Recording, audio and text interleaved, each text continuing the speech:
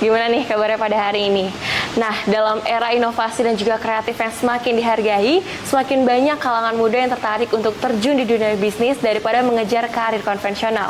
Hari ini bersama dengan saya, Anindi Rismita Syarain, kita akan mengeksplorasi mengapa tren bisnis saat ini dapat mengalami kemajuan dan apa saja tantangan yang harus dihadapi serta bagaimana caranya untuk memulai sebuah bisnis. Nah, teman-teman, kali ini saya tidak sendirian. Tentunya saat ini saya sudah ditemani oleh dosen Sekolah Bisnis IPB University, Bapak Suhendi. Selamat pagi, Bapak. Pagi, Anin. Bagaimana kabarnya pada pagi hari ini? Alhamdulillah, sehat. Alhamdulillah, sehat. Oke, sudah berapa lama Pak menjadi dosen Sekolah Bisnis IPB University dan saat ini mengajar di mata kuliah apa? Baik, Anin. Terima kasih nih, hari ini senang sekali kita di tempat yang saya pikir enak sekali ya di Sekolah Bisnis. Ini adalah salah satu selasar yang kita bisa santai berbicara tentang bisnis. Terkait berapa lama saya sudah mengajar atau menjadi dosen di SBPB, tepatnya sebenarnya 2018. Sebelumnya saya banyak di riset dan juga banyak beberapa bisnis yang memang saya jalankan, dan ada harapan dari orang tua saya menjadi guru gitu. Oleh karena itu 2018 ini menjadi sesuatu yang saya pikir peluang yang sangat tepat apa yang diharapkan oleh orang tua saya gitu. Dari 2018 saya. Baik, Bapak. Pak, perkembangan teknologi yang semakin pesat saat ini membuka lebar perspektif kalangan muda yang tentunya berbeda dengan golongan terdahulu, di mana pegawai negeri sipil itu dinilai sebagai pekerjaan yang memantap gitu ya, Pak. Nah, saat ini bagaimana sebenarnya cara yang tepat untuk memulai sebuah bisnis tersebut, terutama bagi kalangan muda ini, Pak? Ya, memang fenomena terjadi yang luar biasa. Sekarang anak-anak muda dengan gaya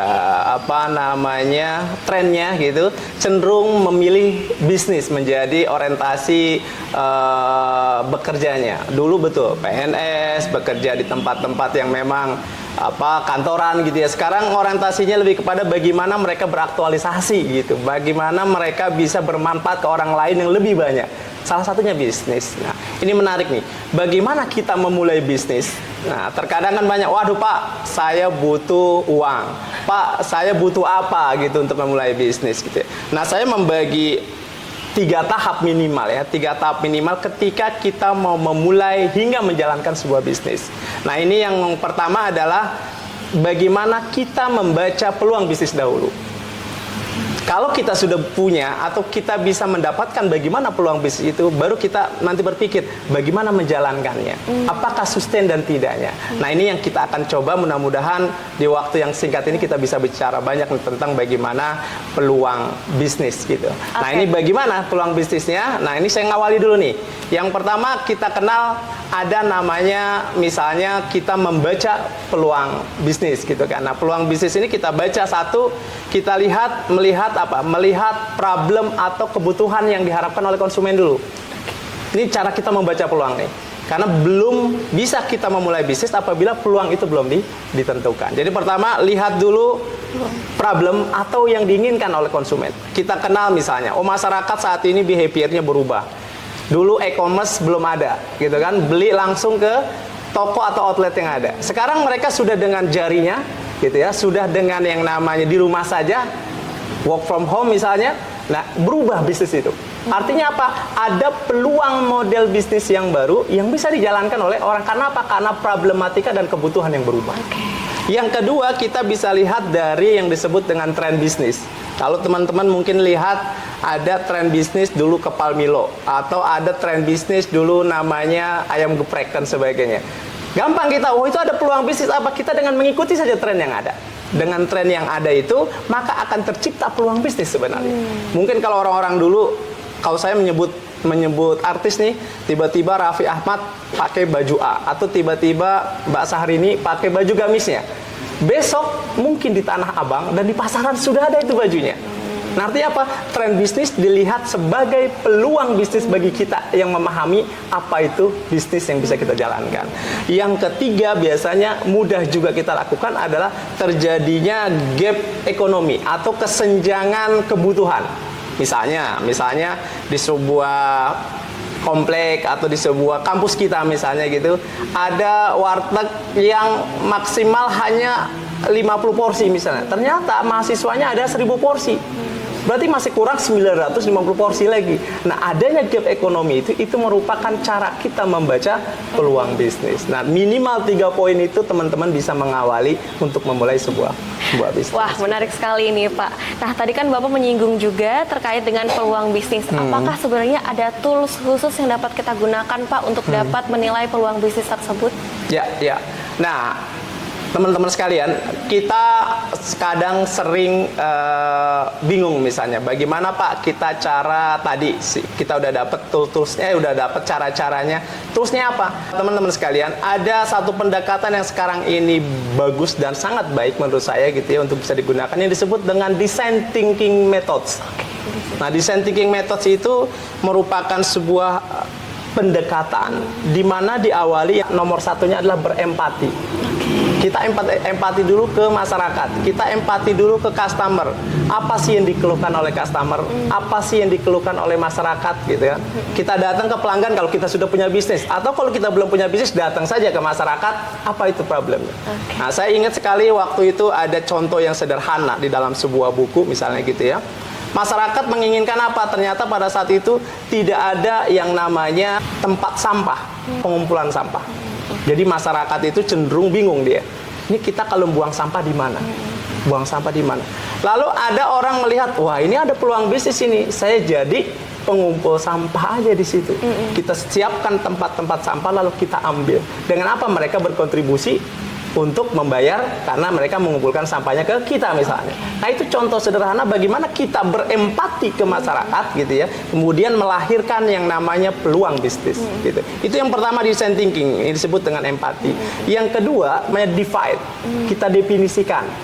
Kalau tadi ada problemnya misalnya sampah, atau problemnya tadi masalah e-commerce, orang udah nggak mau lagi membeli ke tempat-tempat toko outlet yang ada, atau problem-problem yang lain, atau kebutuhan-kebutuhan yang lain. Kita definisikan apa yang bisa kita lakukan gitu kan. Mampukah kita dengan bisnis tadi, kalau tukang sampah ya kita menjadi tukang sampahnya, atau kita menjadi misalnya bisnis yang mengkolek beberapa tukang sampah misalnya, itu kita definisikan mampukah kita gitu. Setelah itu kita idekan gitu. Kita idekan kira-kira bisnisnya bagaimana nih? Apakah harian, apakah bulanan, apakah nanti kita bermitra dengan orang lain atau tidak? Itu posisinya ide. Yang keempat adalah yang disebut dengan, kalau di dalam dunia desain itu disebut dengan prototype. Kita mulai bentuk prototipenya seperti apa gitu ya. Sudah ada prototipenya, orang lain suka atau tidak gitu ya. Kalau sudah suka kita running, kalau belum suka kita perbaiki terus gitu. Terakhir nanti ada testing misalnya. Kita tes ke masyarakat. Sudahkah apa yang kita lakukan bisnis ini berjalan dengan baik. Nah, ini adalah pendekatan ataupun tools yang bisa teman-teman lakukan di dalam berbisnis, yaitu ada yang disebut dengan design thinking. Pendekatan yang bisa kita jalankan untuk menganalisis peluang bisnis. Wah. Gitu Mbak Anin. Oke. Nah, Sobis, tadi kita sudah mendengar bagaimana caranya kita dapat memulai sebuah bisnis yang diawali dengan melihat dulu nih peluangnya. Lalu kita juga bisa menggunakan tools yang namanya design thinking methods. Lalu Pak, sebenarnya yang paling susah itu adalah bagaimana cara menjalankannya, Pak. Karena kan bagaimana caranya kita dapat membuat bisnis itu lebih sustain, begitu Bapak. Bagaimana tuh Pak? Ya, ini menarik nih. Tadi mulai dari peluang bisnis, yang kedua kemudian bagaimana toolsnya, yang ketiga sekarang kita coba membedah bagaimana kita menjalankan bisnisnya. Tentu ketika bicara bisnis teman-teman, sederhananya definisi bisnis adalah sebuah komersialisasi sebuah produk. Artinya ada aktivitas orang atau individu atau kelompok gitu ya, itu menawarkan sesuatu produk atau jasa ke orang lain untuk mendapatkan keuntungan. Sederhananya demikian kurang lebih konsepnya. Nah, artinya apa? Ada aktivitas. Aktivitas apa saja yang bisa dijalankan? Kalau kita bicara yang namanya alur proses sebuah produk, ada yang disebut dengan mulai dari hulu hingga hilir gitu kan. Mulai dari bagaimana produk itu bahan bakunya apa, diproduksi, dibuat, kemudian dikemas hingga sampai ke konsumen. Nah, rangkaian aktivitas itulah bisnis. Itulah bisnis. Nah, bagaimana kita menjalankannya? Ada yang disebut dengan model bisnis. Nah, kita harus paham tuh, ketika kita mau mendapatkan bahan yang baik, berarti kita harus punya mitra. Ketika kita bahan baku dikerjakan, diproses dengan baik, berarti kita butuh SDM. Berarti kita butuh peralatan, gitu kan? Setelah peralatan sudah jadi produknya, kita harus lempar ke konsumen. Dengan apa? Dengan channel tentunya. Apakah punya toko atau buka e-commerce, gitu kan? Ketika si konsumen sudah membeli, bagaimana menjaga loyalitasnya? Ini disebut dengan customer relationship. Makanya kalau Anin tadi menanyakan tools untuk peluang usaha, nah ada juga tools untuk memulai ataupun menjalankan usaha yang disebut dengan model bisnis. Nah, teman-teman, biasanya yang paling mudah itu adalah model bisnis kanvas biasanya. Nah, model bisnis kanvas itu apa? Ada 9 blok, teman-teman. 9 blok yang teman-teman harus pahami, gitu ya. Yang pertama, bloknya kalau kita memulai sebuah bisnis adalah blok siapa customer segmen kita. Pelanggan kita siapa nih? Tadi kalau kita pakai analisis peluang bisnis, pelanggan kita ibu-ibu Pak, pelanggan kita bapak-bapak Pak, atau pelanggan kita semua orang Pak yang makan produk kita, gitu ya. Itu misalnya. Setelah pelanggan kita analisis, selanjutnya kita lakukan yang disebut dengan value proposition. Produk kita apa? Itu blok kedua. Produk yang kita ingin deliver itu apa? Produk yang ingin kita buat apa? Yang menyelesaikan masalahnya customer atau customer segment. Yang menyelesaikan masalah masyarakat atau yang dibutuhkan oleh masyarakat. Itu yang disebut dengan value proposition. Sudah dibuat. Nah, ketika kita membuat value proposition, tentu kita membutuhkan yang namanya apa? Namanya key activities. Aktivitasnya apa? Itu blok ketiga. Kita membutuhkan key resources. Sumber dayanya apa? SDM-nya kah? Misalnya modal kah? Dan sebagainya. Itu key resources, gitu. Atau mitra. Kita butuh mitra untuk mendapatkan bahan baku misalnya, gitu kan. Ini udah ada tuh. Ada tadi customer segment bloknya, ada value proposition kah? Ada key activities kah? Ada key resource kah? Ada key partner mitra tadi. Ketika sini sudah oke produknya, maka mau nggak mau kita transfer kan? Kita transfer. Ada yang namanya channel. Melalui distribution kah, melalui e-commerce kah, melalui toko kah, itu channel kita. Nah, selanjutnya ketika sudah membeli, masyarakat ataupun customer membeli, gitu kan, kira-kira bagaimana menjaga mereka, mempertahankan mereka, itulah yang disebut dengan customer relationship.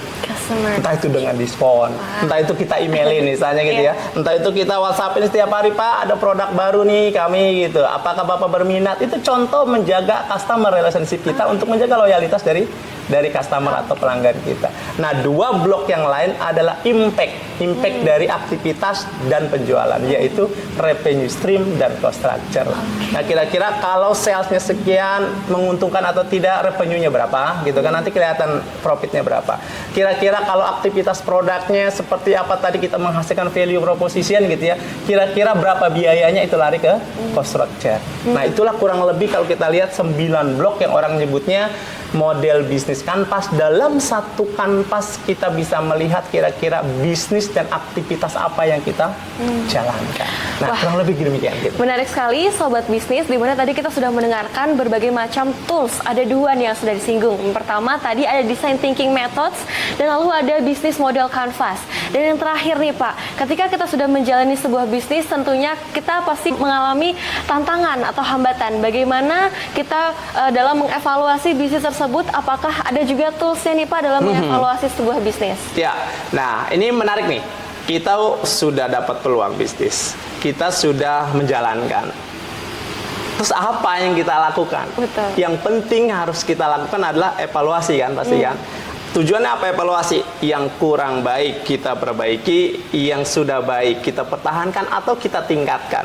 Nah, dengan apa biasanya ketika kita bisa atau mengevaluasi sebuah bisnis? Yang pertama tentu secara finansial aspek. Kita harus paham, makanya kalau Mbak Anin di sekolah bisnis ya, berarti kan paham tuh yang namanya cara membaca laporan keuangan. Minimal tahu itu untung atau tidak kan gitu. Kalau itu nggak tahu, ya sudah, buat apa kita berbisnis nggak tahu ini untung atau tidak, nggak paham kita ini untung atau tidak. Jadi profitabilitas itu menjadi ukuran penting. Jadi lihat dulu, oke, pendapatannya sekian, biayanya sekian. Oh, kita ada profit nih. Seberapa besar profitnya? Tergantung dari orientasi kita sebagai pemilik. Oh, besar, bagus. Oh, kecil, nggak apa-apa lah sambil jalan misalnya. Oh, nggak dapat, nggak apa-apa, mungkin kita investasi dulu. Oh, rugi. Nah, itu yang harus dipikirkan ulang kan gitu ya. Jadi lakukan evaluasi terhadap profitabilitas atau finansial dulu. Ada profitabilitas nanti, ada kita punya uang kas lancar atau tidak gitu kan, atau mungkin kebutuhan modal ada nggak, apakah kita minjem dan sebagainya. Nah, itu penting, bisa nggak kita ngembaliin tuh. Nah, itu finansial aspek. Nah, yang kedua ini adalah masalah operasional aspek. Operasional aspek itu sering terjadi nih, kadang banyak misalnya untung banget gitu, bagus, pasarnya bagus, kita punya modal, tetapi apa, orang kita nggak punya SDM kita. Oh, mungkin kita harus meng-hire. Kalau nggak bisa meng-hire gimana? Oh, mungkin kita harus latih misalnya. Nah, itu lihat operasionalnya. Operasional berarti kaitannya kalau dengan model bisnis dengan key activities dan key resources. Apakah SDM-nya kita mumpuni untuk menghasilkan produknya? Apakah kita memiliki peralatan gitu ya? Apakah kita misalnya juga punya hambatan misalnya gitu. Oh, hambatan kita nggak punya peralatan, mitranya mungkin nggak punya. Berarti kita cari solution terhadap hambatan itu. Nah, yang terakhir ketika kita bicara evaluasi adalah sustainability-nya. Nah, orang kan sering gini, ada pilihan itu laris, harganya bagus ya, untungnya gede, tetapi hanya sebulan saja, nggak sustain. Habis itu orang udah kenal, sekedar kenal, nggak menikmati, besoknya nggak balik lagi kan gitu kan. Nah, ada juga misalnya untungnya kecil gitu ya, tapi laris, tapi sustain gitu. Untungnya mungkin cuma 1.000 tapi kalau sejuta orang misalnya gitu kan, dia sustain misalnya. Tapi tadi ada yang untungnya 1.000.000 tapi cuma sebulan, dikali sekian orang, setelah itu tutup dia gulung tikar. Nah, masalah sustainability ini biasa yang paling penting. Ketika sudah mengatakan profitabilitasnya oke, operasionalnya oke, sustainability-nya harus diperhitungkan dengan melihat apa? Biasanya melihat dari sales. Kalau dia trennya baik terus, walaupun sedikit-sedikit tetapi dia meningkat terus, itu udah ada tren yang baik. Atau mungkin bagus terus gitu ya, itu ada tren yang lebih baik gitu. Atau jangan-jangan kita langsung jatuh, berarti kita harus mengevaluasi benar-benar. Nah, ada saat dimana kalau teman-teman di kampus biasanya ada yang disebut dengan product life cycle. Ada saat tertentu tuh maksimum sampai ke titik tertentu gitu ya. Salesnya tinggi terus. Tapi ada yang mulai titik-titik turun. Nah, disitulah proses yang harus kita lakukan evaluasi. Apakah kita melakukan inovasi? Atau memang kita sudah harus legowo, produk kita harus sudah berganti. Karena sudah saatnya gulung tikar. Karena kita sudah tidak bisa kompetitif dengan yang lain bisa jadi. Gitu. Nah, itulah evaluation yang harus kita lakukan. Gitu. Wah, Sobat Bisnis, menarik sekali ya perbincangan kita pada podcast kali ini. Tadi kita sudah menyinggung tentang bagaimana cara kita memulai sebuah bisnis dengan cara pertama kita menganalisis sebuah peluang bisnis tersebut, lalu kita juga dapat menjalankannya melalui bisnis model kanvas, dan yang terakhir kita dapat mengevaluasi dengan beberapa poin tadi. Nah Sobat Bisnis, itu dia tadi perbincangan kita mengenai cara untuk memulai sebuah bisnis. Tentunya untuk memulai sebuah bisnis itu yang pertama kali dengan cara dimulai dulu kali ya Pak, dengan tidak memikirkan hal-hal lainnya, karena tentunya jika kita sudah memahami banyak sekali teori, kalau tidak dimulai akan sia-sia, sepertinya begitu Bapak. Oke Sobat Bisnis, itu dia podcast kali ini. Tentunya semoga bermanfaat dan sampai jumpa di podcast lainnya. Terima kasih, dadah.